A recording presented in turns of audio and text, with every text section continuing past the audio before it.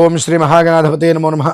కన్యా రాశి నిజంగా కూడా ఈ రాశిలో జన్మించిన వారు ఎప్పుడు ఎదుటి మనిషికి అందుబాటులోనే ఉంటారు. ఎంత స్థాయికి వెళ్ళినా పసిపిల్లలతో కూడా ఆడుకోవడానికి కూడా మనం అందుబాటులో ఉండాలన్న రీతిలోనే ఉంటారు. అతి మంచితనం వీరికి ఎదగలేకపోవడానికి మూలము. ఈ కన్యా రాశిలో జన్మించిన వారిలో ఎక్కువ మంది నీ అంతటి గొప్పవాడు లేదు అంటే చాలు నిజమే అని భావిస్తూ ఉంటారు. నా అంతటి గొప్పవాడు ప్రపంచంలో లేడన్నట్టుగానే భావించి వాళ్ళు చాలా గొప్పగా అనుకొని కింద పడిపోతూ ఉంటారు. మంచి మంచి పొజిషన్కి వెళ్ళబోయి ఎక్కడికక్కడ జారిపోయి నానా ఇబ్బందులు పడుతుంటాం. కేవలము కూడా పొగడ్తలకు పొంగిపోవటంలో కన్యరాశి వారికి పెట్టింది పేరు. చాలా అంటే చాలా. ఎంత దెబ్బతిన్నా ఎంత దెబ్బ కొట్టినా నీ అంతటి వాళ్ళు లేడయ్యా అంటే మనం ఇదైపోతూ ఉంటాం. తస్మాత్ జాగ్రత్త.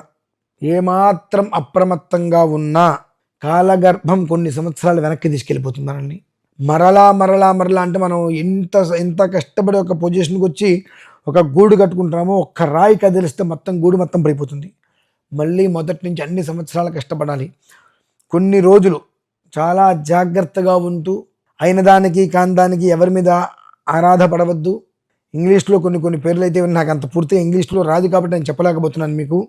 ఇంకొక వ్యక్తి మీద డిపెండ్, అదర్ పర్సన్ డిపెండ్ అంటే ఇంకొక వ్యక్తి మీద డిపెండ్ అయ్యే ప్రయత్నం చేయవద్దు. కష్టమైన నష్టమైన మీకు ఒక ఆలోచన ఉంటుంది. ఆ ఆలోచనని మీరు ఆచరణలో పెట్టండి.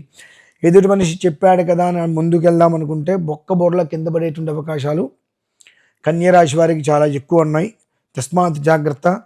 సాధ్యమైనంత వరకు కన్యారాశి వారు మహాలక్ష్మి అమ్మవారిని ఎంతగా మీరు పట్టుకోగలిగితే అంతగా ఆవిడ మిమ్మల్ని జారిపోనీయకుండా పట్టుకొని ఉంటుంది.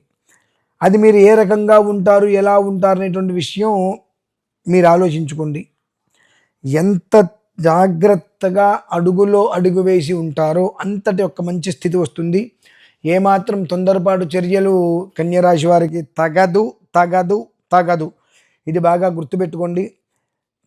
మన చుట్టూ భజన చేసే వాళ్ళు ఎక్కువ ఉంటారు. భజన బృందం అంటారు. ఆ భజన చేసే వాళ్ళని దగ్గరికి రానిచ్చారా ఎదుగుదల అనేటువంటిది శూన్యం.